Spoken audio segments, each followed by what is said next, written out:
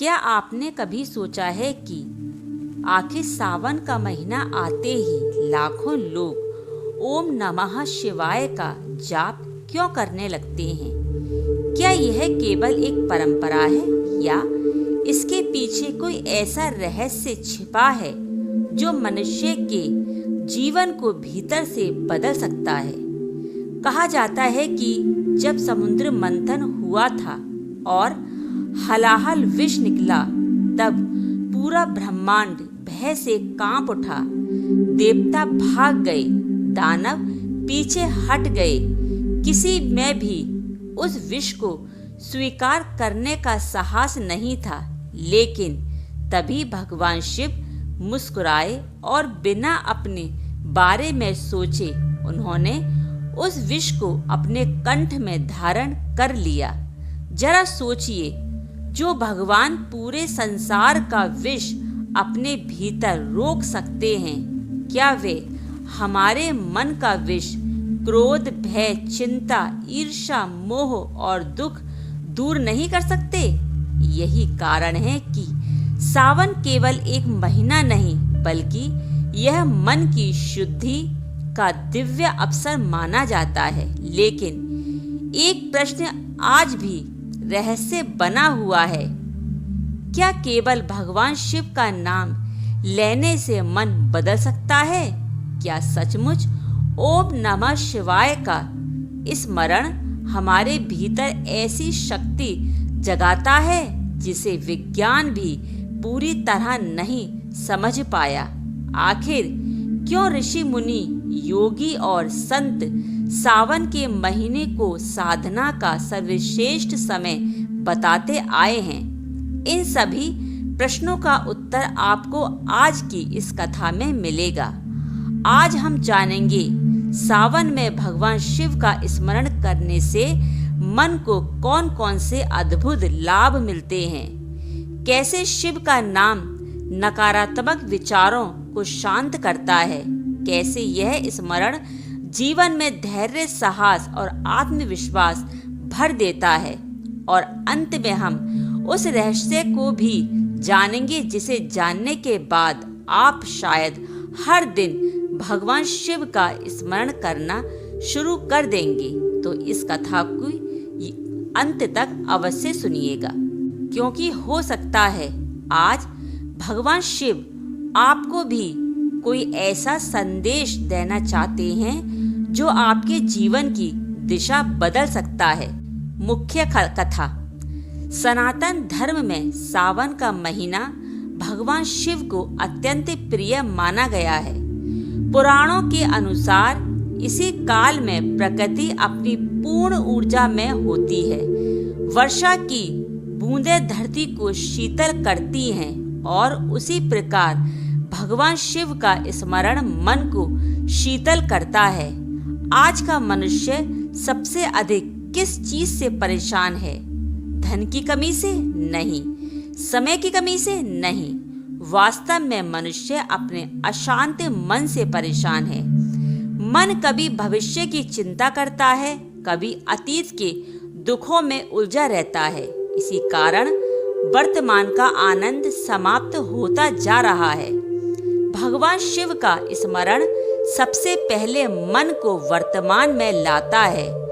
जब कोई व्यक्ति श्रद्धा से ओम नमः शिवाय का जाप करता है, तब उसका ध्यान धीरे धीरे बाहर की भागदौड़ से हटकर भीतर की शांति की ओर जाने लगता है। शिव का अर्थ है ही कल्याण, अर्थात जो हर परिस्थिति में कल्याण का मार्ग दिखाए, वही शिव हैं। सावन में जब भक्त जल अभिषेक करते हैं, तब उनका केवल बाहरी महत्व नहीं होता।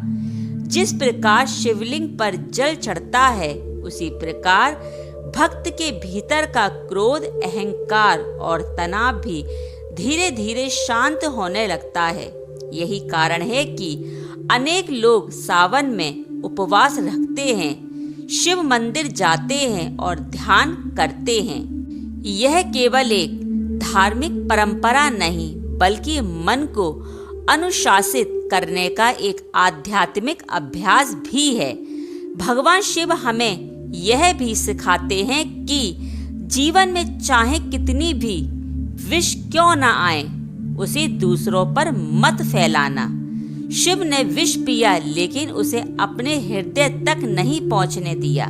इसी प्रकार यदि कोई व्यक्ति अपमान, असफलता या दुख को अपने पूरे व्यक्तित्व पर हावी नहीं होने देता तो वह शिव के मार्ग पर चल रहा होता है। यही सावन का सबसे बड़ा संदेश है।